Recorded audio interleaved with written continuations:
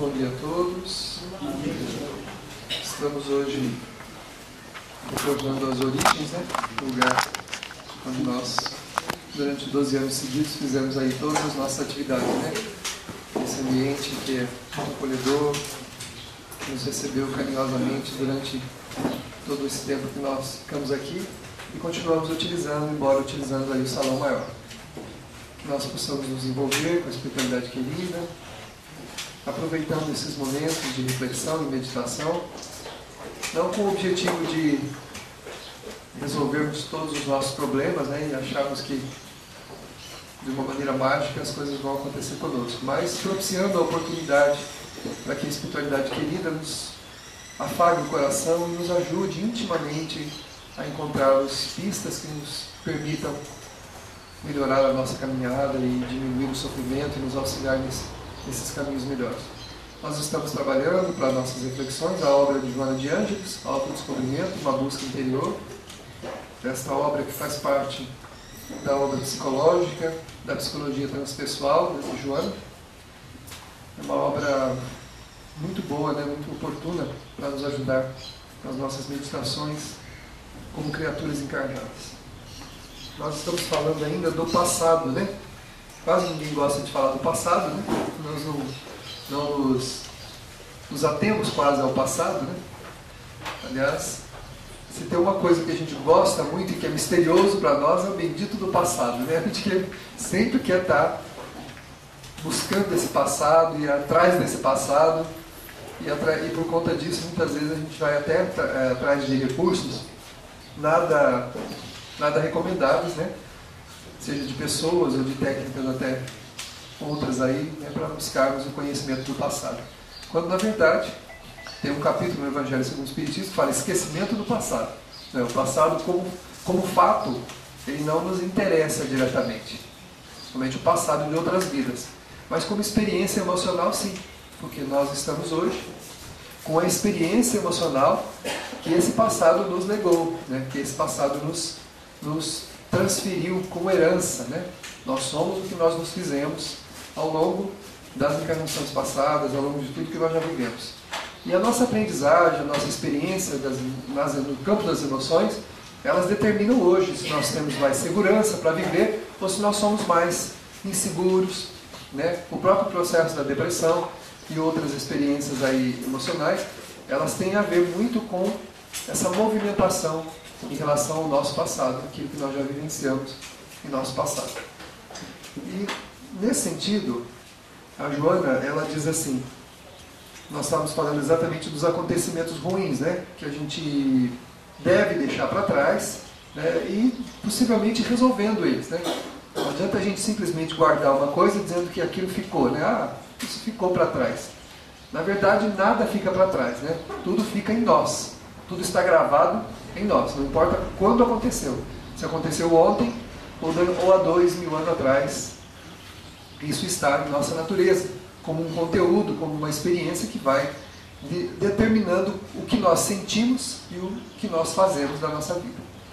Então a Joana está trabalhando a questão do passado no sentido de a gente resolvendo esse passado. Primeiro, fazendo os exames de consciência, lembrando que cada atitude, cada pensamento, cada sentimento que nós temos, ele é importante. Não adianta a gente desconsiderar, achar que isso aí não tem importância nenhuma, eu fico aqui com os meus pensamentos e isso não tem importância. Claro que tem. Tudo tem importância. O pensamento, ele provém de uma natureza. Ele nasce da nossa natureza. E nós pensamos de acordo com o que somos. Então, se os nossos pensamentos não são bons, ou são materialistas, ou são relacionados ao mundo só das sensações, se tudo que nós pensamos está relacionado ao mundo físico apenas, das sensações, do prazer físico, da necessidade disso e daquilo materialmente falando, então nós temos que buscar uma solução para esse pensamento, que é mudando as nossas atitudes. Então o que está acontecendo conosco? A nossa vida está sendo só conduzida para o lado material da existência. Se for para o lado de sentimentos menos nobres, de raiva dos outros, de pessimismo em relação à vida, nós temos que corrigir esse pensamento para que os efeitos colaterais desses pensamentos não acabem conturbando-nos e afligindo os nossos sentimentos de maneira que a gente tenha experiências ruins. Nós temos experiências dolorosas por conta da irradiação que esses pensamentos promovem em nós e na nossa vida, né? No livro Pensamento e Vida, o Emmanuel diz que o pensamento é vida. Então, ou seja, o que eu penso estabelece uma vida em torno dos meus passos. E uma vida em mim também, né? Se eu tenho pensamentos pessimistas em relação à minha própria vida, em relação à vida dos outros, em relação à vida do país, em relação à vida de qualquer coisa que seja, o que vai acontecer? Eu vou viver nessa atmosfera. Se nós nos envolvemos com comentários dos outros, comentários pessimistas, que tudo está uma porcaria, nada vai dar certo, isso aqui vai acabar, né? A gente escuta muitas pessoas falarem isso, né? E nós esquecemos, né, que Deus está no comando. Esquecemos que o Criador está controlando a vida, né? E que Jesus está no comando da vida aqui na Terra. Nós esquecemos isso, que Jesus está no comando. Não vai acontecer o pior. Embora muitas coisas ruins possam acontecer, estão acontecendo, e não são tão trágicas assim como a gente imagina, ou seja, a gente dramatiza muita coisa, né? Não vai acontecer o pior, porque Jesus está no comando da vida na Terra. Nós conseguiremos, claro, cometer algumas traquinagens, né? Algumas coisas enganosas e erradas, mas nós não vamos destruir tudo, acabar com tudo e nada vai dar certo, tudo vai dar tudo errado. Não é assim. Nós já tivemos no mundo crises terríveis sociais em vários países, tá? E as coisas se normalizam, se equilibram. Passado o período da aprovação ou do aprendizado daquele povo, daquela experiência, as coisas vão ficando para trás. É assim também com a nossa vida particular. Os momentos de tempestade, de dificuldade que nós passamos, eles vão ficar para trás. Nós não podemos detê-los, prendê-los, né? E aí qualquer coisa que nos aconteça, a gente avaliar sempre com esse pensamento. Está vendo? Nada dá certo. Tudo dá errado. Está vendo? Para mim nunca nada dá certo. Isso não é verdade, né? Ao contrário disso, muita coisa deu e está dando certo. Mas a gente se prende a uma situação, geralmente quando somos contrariados. Porque a contrariedade, ela vai na contramão dos nossos interesses, né? Então, quando nós sofremos uma contrariedade, ou seja, alguma coisa que é contrário ao que eu desejo que seja, rapidamente eu já me coloco na posição de vítima, dramatizo toda aquela situação e me prendo nos sentimentos piores que eu possuo. Se mais amadurecido, o homem, apesar de sofrer emoções dolorosas, difíceis e contrárias, ele pode prender-se nas experiências positivas. Não, muita coisa deu certo na minha vida e vai dar certo essa daqui também, né? Essa experiência vai passar, porque nós temos que virar a página. Se eu me prender num sentimento ruim e negativo, eu não viro a página. E as provas, elas tendem a repetir-se, até que eu vire a página. Mas para virar a página, eu preciso fazer o quê? Superar o sentimento que está me prendendo naquela situação. Por isso a análise que a doutrina nos convida a fazer todos os dias, do pensamento, do sentimento, das atitudes, para ver em que rumo nós estamos transitando na existência. Quais são as minhas escolhas, quais são os meus interesses? Para que eu mude esse painel futuro, eu preciso ir editando o presente e deixando o passado para trás, aprendendo com o passado, aquele passado que eu me lembro, das coisas que foram acontecendo e vão acontecendo, que eu me lembro, então eu tenho que fazer o quê?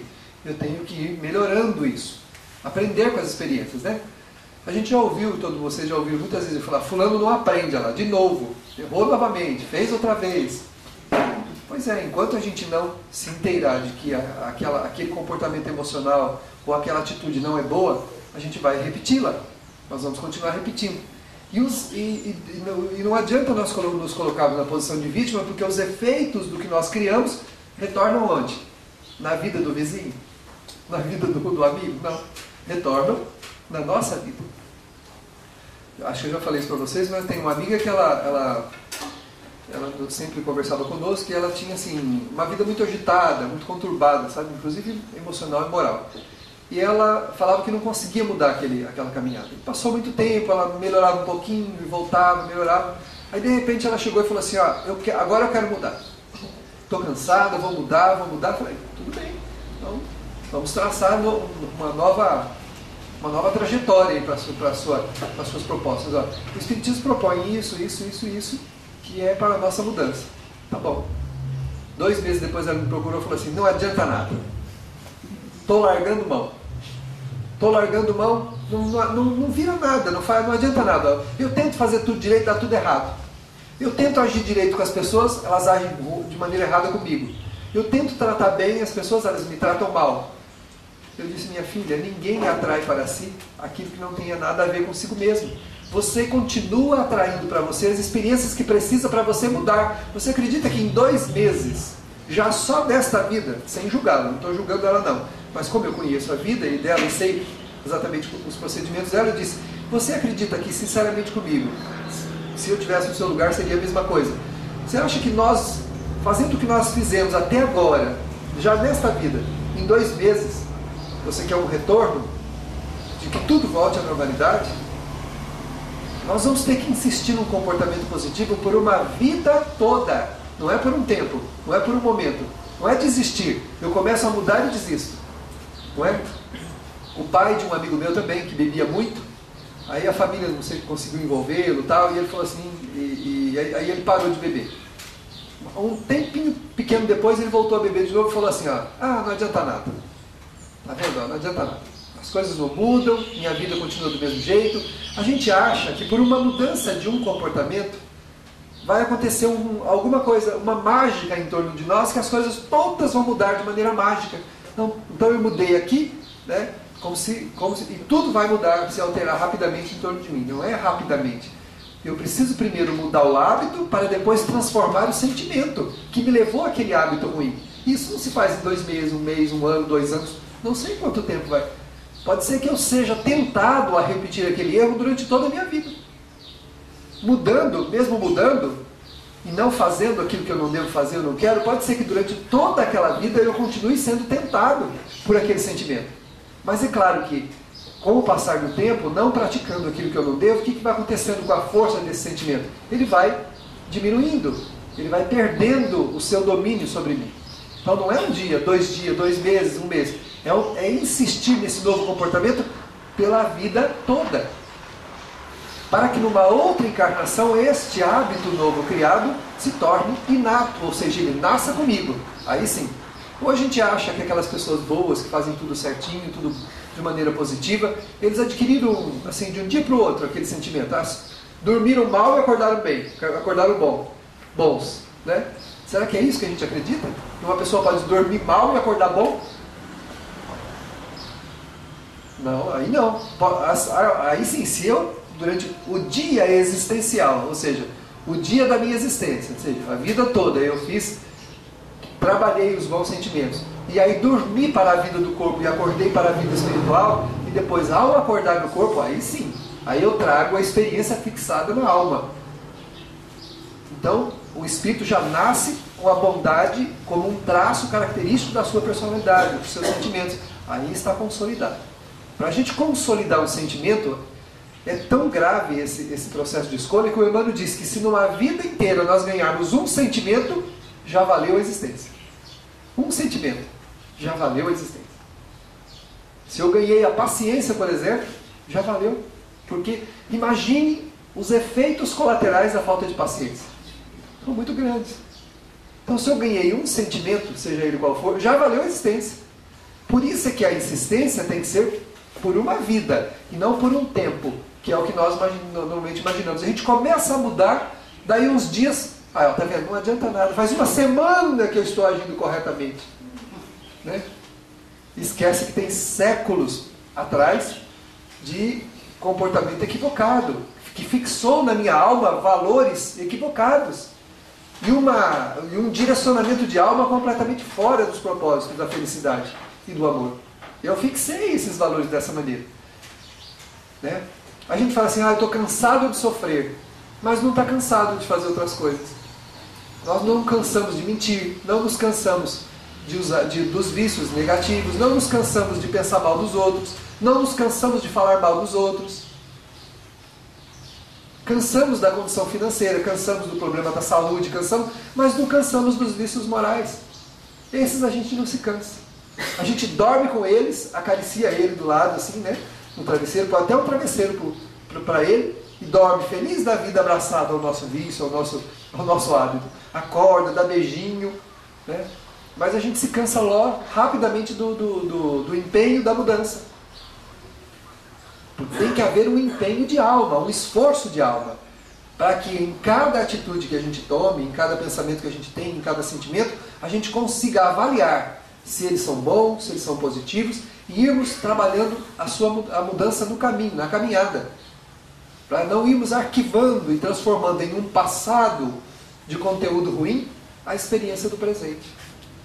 Para a gente não transformar em um passado de conteúdo ruim, como nós já fizemos em outras vidas. Fizemos muita coisa boa.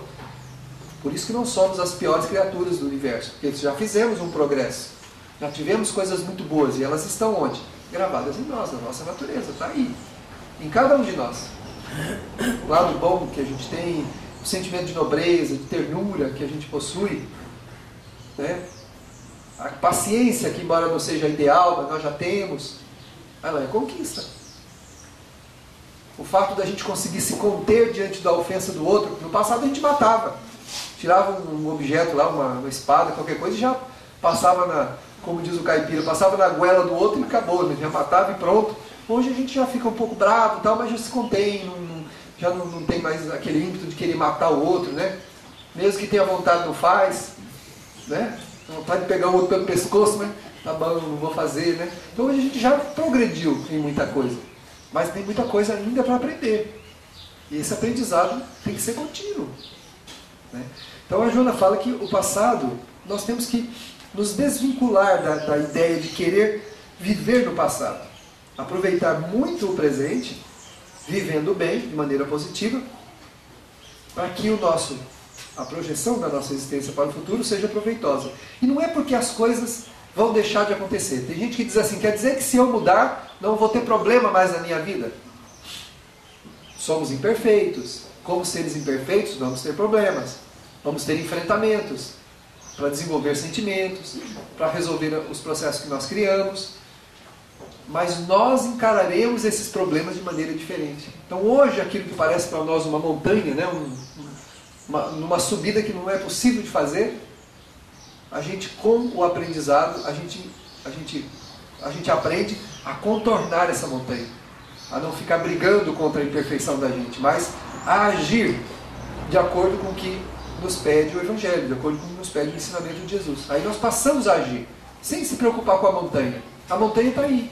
Todos nós temos montanhas de enganos em nossa alma, montanhas de vícios, montanhas de comportamentos muito equivocados. Mas nós não nos prendemos neles. Quando temos uma mente renovada e estamos buscando renovar o sentimento, a gente aprende a contornar essas montanhas e a prosseguir a viagem, apesar delas. Ah, mas não dá, né? Se eu conseguisse transpor essa montanha, eu economizaria um tempo danado, né? Eu vou perder 2 dias, 3 dias para dar a volta nessa montanha para depois pegar a estrada de novo. Que percamos 2 dias, 3 dias. Nós já perdemos muitas encarnações no caminho errado, né?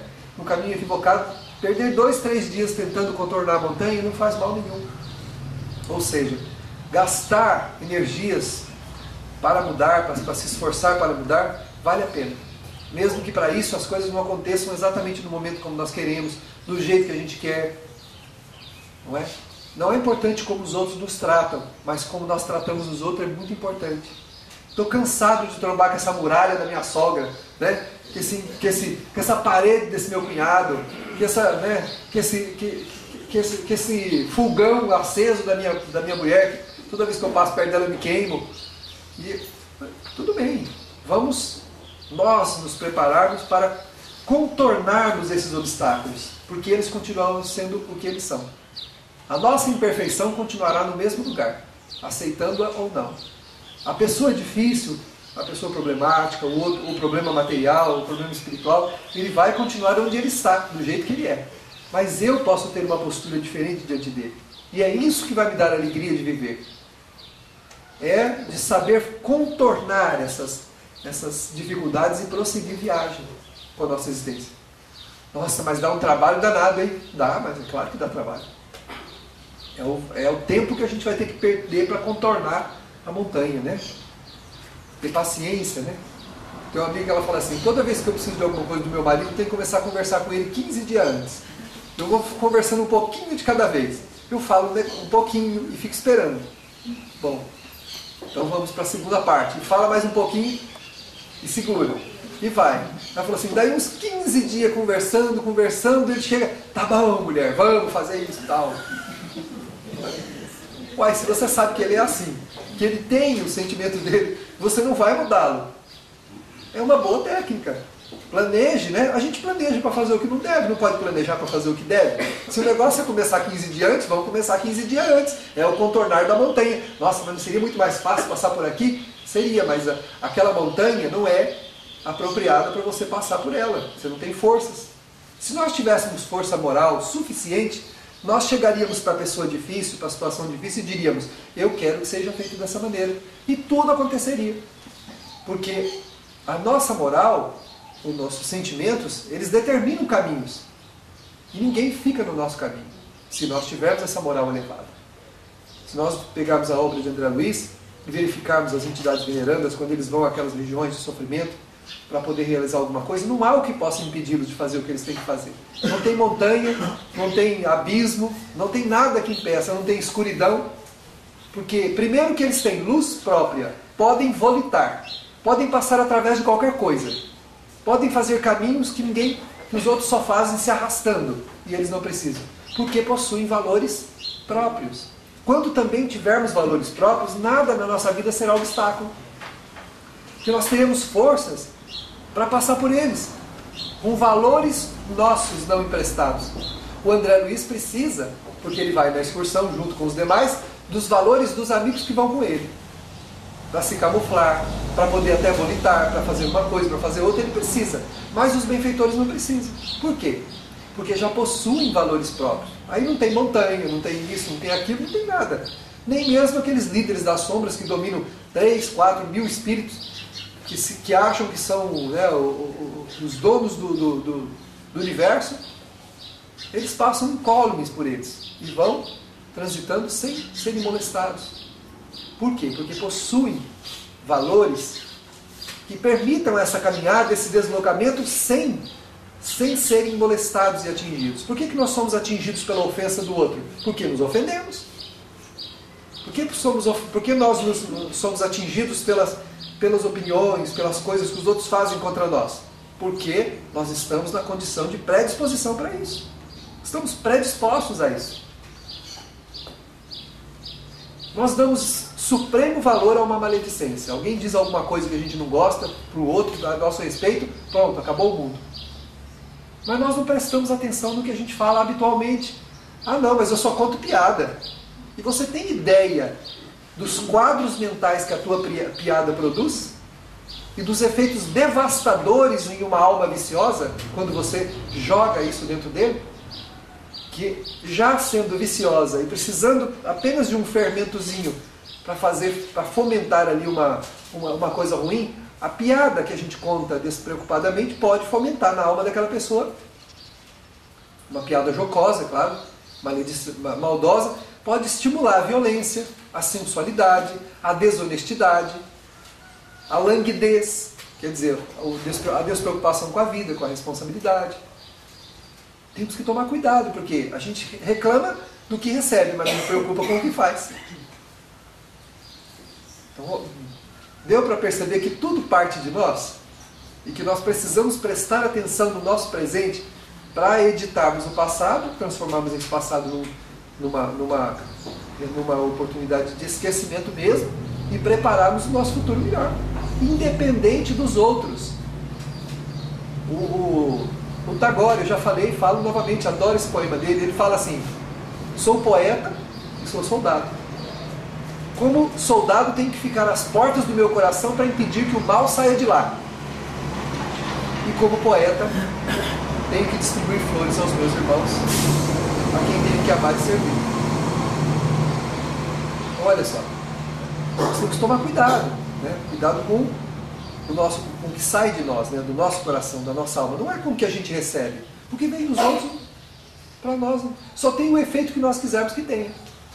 Se eu me importar, tem efeito. Se eu não me importar, não tem efeito nenhum. O que uma pessoa que quer brigar mais deseja quando ela te ofende? Que você revide. A pessoa chega, fala um monte de impropérios para você. O que ela está esperando? Que você faça a mesma coisa. Gente, não tem coisa mais sublime que o silêncio nessa hora. Que é a compreensão da gente em relação à ignorância do outro. Para ele é pior do que você tivesse batido nele, esfolado ele vivo. Porque a pessoa, ela fala, eu já ouvi gente dizer que perdeu a paciência, falou um monte de asneira para os outros, e o silêncio da pessoa doeu muito mais do que se a pessoa tivesse batido nela.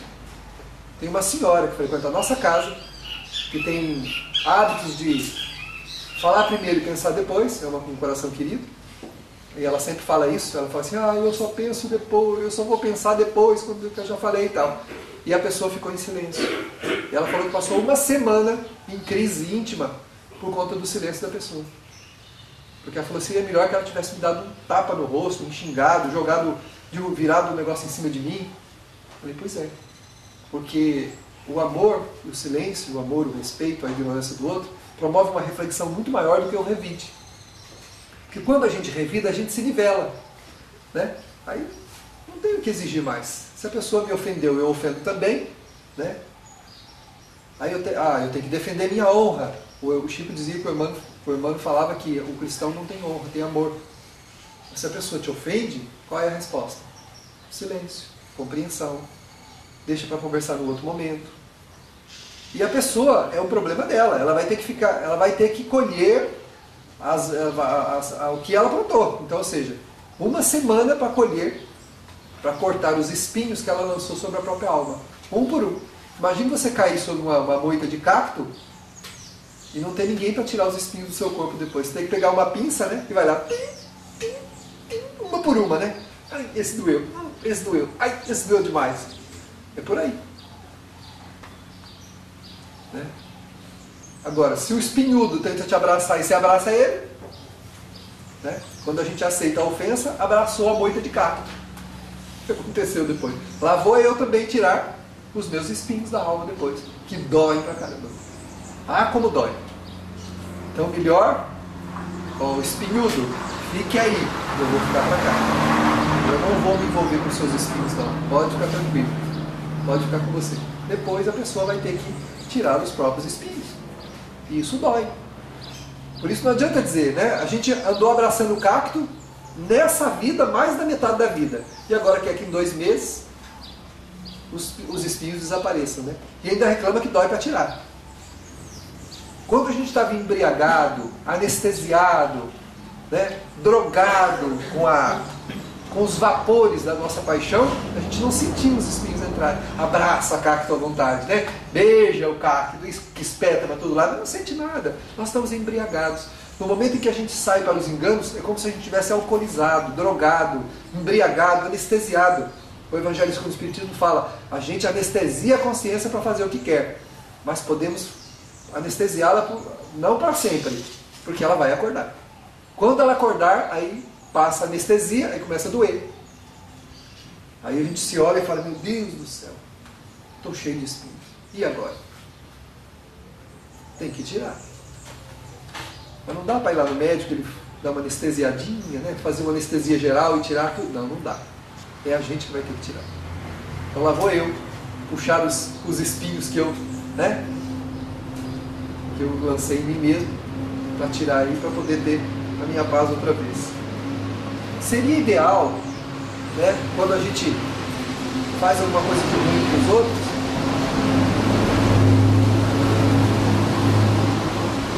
seria ideal que a vítima compreendesse a situação e desculpasse o agressor. Mas não é isso que acontece sempre, né? Geralmente, quando acontece conosco, a gente desculpa nada, fica magoado. Né? Essa semana eu mandei algumas mensagens para o pessoal da casa para pensar, chamada melindre.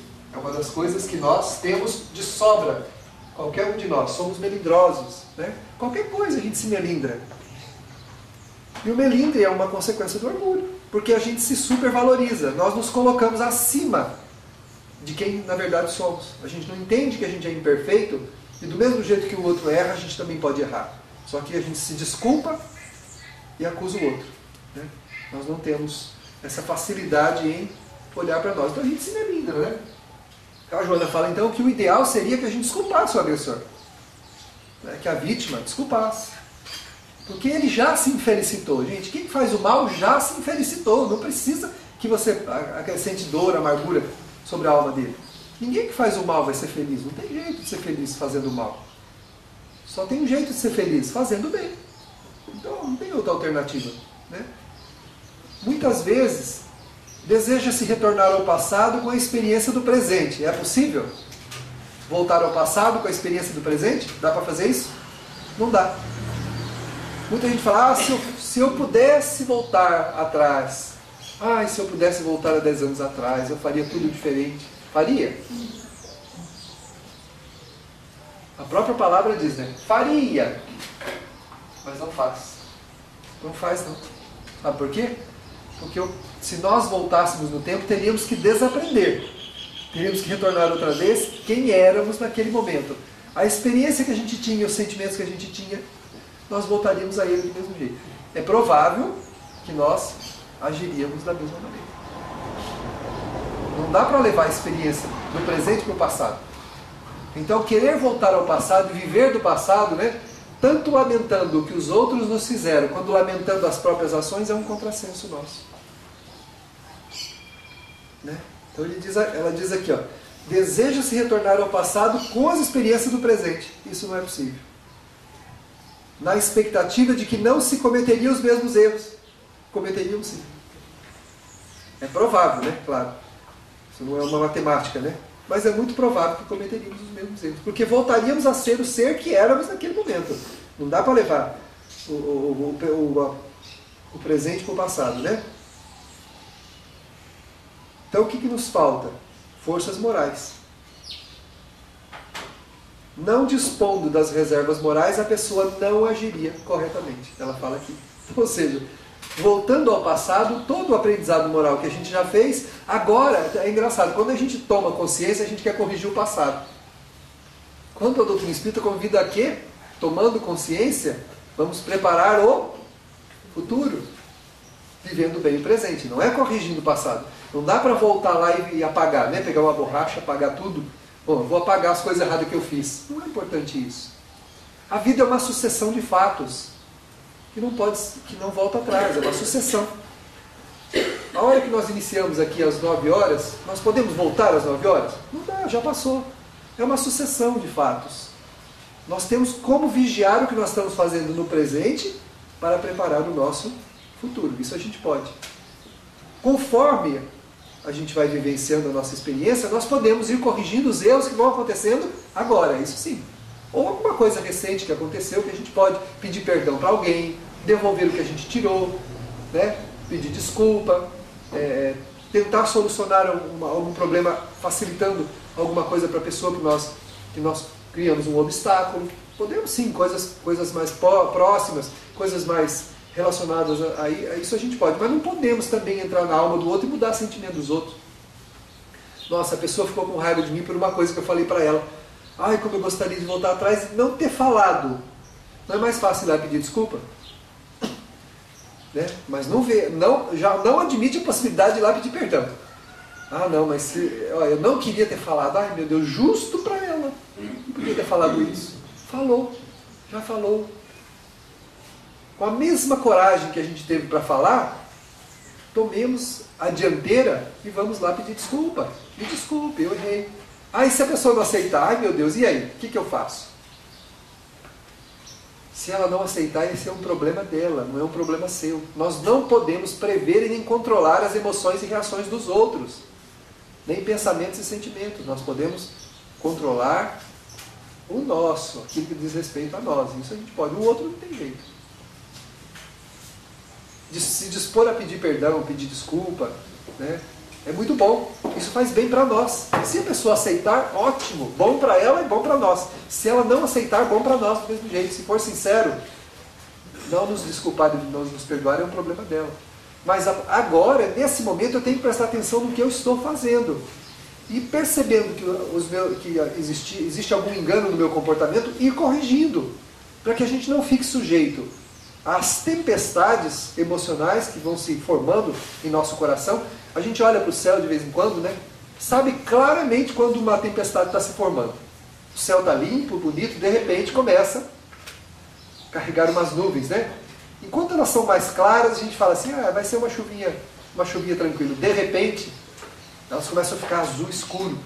Elas vão ficando escuras, encobrem o sol. Aí a gente começa a ficar com medo. Fala, epa, lá vem a tempestade. Né? Aí começa, a gente vê um vermelhão, um poeirão que está levantando lá no horizonte. E aquela nuvem escura, o que a gente imagina que vai acontecer? Vai vir um coro de anjos cantando hosanas, alegria para todos nós? Não, o bicho vai pegar. Acontece isso conosco também. Nós, quando vamos acumulando os enganos, sem nos preocuparmos com eles, nuvens espessas começam a se formar na nossa natureza e nós não vamos dando atenção, não vamos nos preocupando. Não vai chover não. E vai. Quando, de repente, né, tem o ato que sela tudo isso. Então, a nuvem realmente fica muito espessa, escura, pardacenta. Levanta-se um temporal. A poeira da intemperança levanta e vem na nossa direção. De repente, a gente se vê às voltas com um monte de problema com as pessoas, com a própria vida, com um monte de... A gente fica se perguntando, mas por que eu não mereço isso? Por que aconteceu isso comigo? Por que está acontecendo isso? Porque nós não estamos tendo vigilância. Não estamos vigiando as nascentes do coração para prestar atenção no que a gente fala, no que a gente pensa, na forma como a gente sente, na maneira como a gente age. Nós não prestamos atenção. E deixamos formar no nosso mundo emocional verdadeiras tempestades que vão se abater onde? Sobre a vida dos outros? Pode até acontecer. Da gente fazer chover raios em volta da gente, tudo, né? Transformar o nosso lar no inferno, transforma a vida dos nossos amigos numa conturbação toda, mas a pior vítima de tudo isso vai ser a gente mesmo. Porque o fulcro, né? O ponto central da tempestade está em nós. Somos nós que vamos sofrer os raios violentos dessas energias desconfortáveis que nós fomos acumulando nos céus da nossa alma. Precisamos prestar atenção. Isso nós podemos fazer. Prestar atenção agora. Nós estamos vivendo agora. E se tem um passado próximo onde a gente pode ir resolvendo as coisas, pedindo essas resoluções, ótimo. Se não, vamos para frente, né? Aí ela diz assim, todo conhecimento bem vivido transforma-se em patrimônio de experiência valiosa.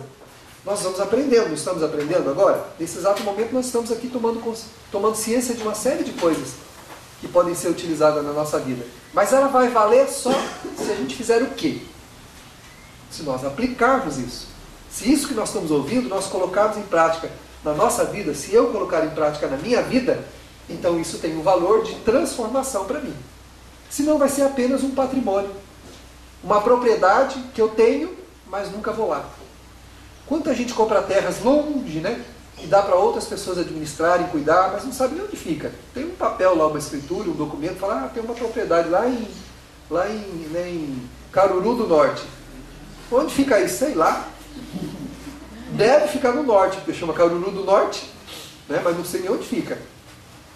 Podemos fazer isso, né? Em nossa natureza. A gente não tomar ciência, né?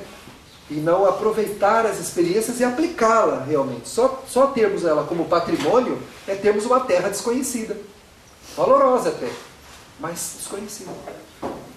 Temos que aplicar. Então ela diz, a experiência só é valiosa quando vivida, né? O aprendizado, quando ele é vivido, aí sim. Quando eu passo a resistir, quando eu passo a me controlar, quando eu passo a respeitar, quando eu passo a amar, aí eu começo a promover transformações em mim. Engraçado, como a minha sogra mudou. Mudou nada. É a mesma jararaca que você achava que era. Não mudou não, meu filho. Não mudou, as presas dela diminuíram. Ela não me pica mais. Ela pica, mas eu nem sinto direito. Pois é, mas foi você que ganhou pele dura. Então os dentes não entram mais. Né? Pressiona, mas não entra. A criatura continua igual ela era sempre, né? O meu cunhado, né?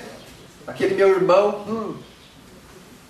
Eu durmo com a porta do meu quarto trancada porque eu não confio no meu irmão. Então, engraçado, nem me preocupo de trancar o quarto mais. Acho que meu irmão melhorou. Não foi seu irmão que melhorou, criatura. Fui eu. Eu que melhorei. Eu melhorei e começo a mudar o quê? As minhas prevenções, diminuem as minhas prevenções a respeito dos outros, as cobranças. Passo a não ter mais aquela preocupação de cobrar do outro alguma coisa, mas passo eu a me vigiar e a agir bem e corretamente. Aí eu passo a dormir em paz. Passo a dormir em paz, passo a trabalhar em paz, passo a fazer todas as minhas tarefas de maneira positiva, porque eu não espero nada dos outros. Eu estou vivendo bem. Eu estou vivendo bem. Estou tranquilo, estou me deliciando com o meu novo comportamento, com a forma como eu estou direcionando para a minha vida. Também já ouvi isso em entrevista, pessoas dizerem, olha, se eu soubesse o tanto que era bom ser bom, eu teria sido bom antes. Pois é. Que bom que você tem esse pensamento, né? Nossa, é muito bom. Eu estou gostando de fazer visita para os doentes. Eu estou gostando de fazer essas tarefas. Eu estou gostando de vir aqui aprender. Mudou completamente a minha vida, o meu pensamento. Eu saía de casa, a pessoa me disse assim, eu saía de casa sem rumo. Levantava de manhã, saía sem rumo. Né? E lá no meu trabalho, realmente, ele trabalha comigo na prefeitura. Como o corredor que a gente usa é um corredor comum, né? Eu ouvia o dia todo passar para lá e para cá no corredor, para lá e para cá. Agora raramente eu vejo. Eu falo, nossa, eu estou mais interessado no meu trabalho, mais centrado. Pois é, você passou a cuidar de si mesmo, né? Passou a cuidar dos seus sentimentos. O bem faz bem. Isso já dizem os espíritos venerados. O bem faz bem. Quando a gente começa a fazer alguma coisa de bom, primeiro, a própria correção dos hábitos, né, do pensamento, do sentimento, já nos traz um bem-estar muito grande. Só o fato de a gente se corrigir e depois praticar esse bem, né, ou seja, viver a proposta, não é apenas saber, mas vivendo essa proposta, a gente vai se transformando numa outra pessoa e a gente acaba gostando dessa pessoa que a gente se transformou. Porque do mesmo jeito que a gente se acostuma a viver num chiqueiro, a gente pode se acostumar a viver num ambiente salubre e arejado, tranquilo. Quem é que não gosta de dormir ao invés de dormir na lama, abraçado num porco, que é o que a gente faz, quando prefere as nossas paixões e as vivências negativas e ruins, a violência, a palavra chula, o pensamento desregrado, nós estamos num chiqueiro abraçado em porcos, dormindo com porcos, num odor delicioso, né? Um perfume, né? Quem é que não gosta de deixar um ambiente desse e dormir num cômodo, por mais simples que ele seja, numa caminha limpa, arejada, com janelas grandes e amplas, bem ventilada, né, com um vaso de flor lá do lado, um perfuminho no ambiente? Quem é que não gosta disso? A gente começa a se apaixonar por essa nova forma de viver, porque o bem faz bem.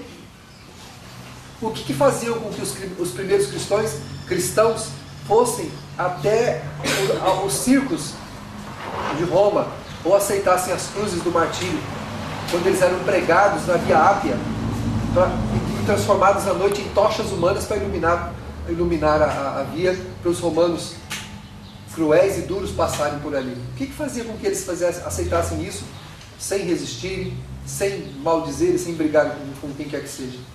O bem que eles estavam vivendo em si. Eles não tinham apenas os conceitos de Jesus, eles viviam os conceitos do Mestre. Não apenas tinham. Em grande maioria, nós, eu, vocês, todos nós, temos os conceitos, mas pouco vivemos desses conceitos. Pouco vivemos dessa mensagem, que é uma mensagem libertadora, que tira a gente do sofrimento, tira a gente da amargura, tira a gente da solidão.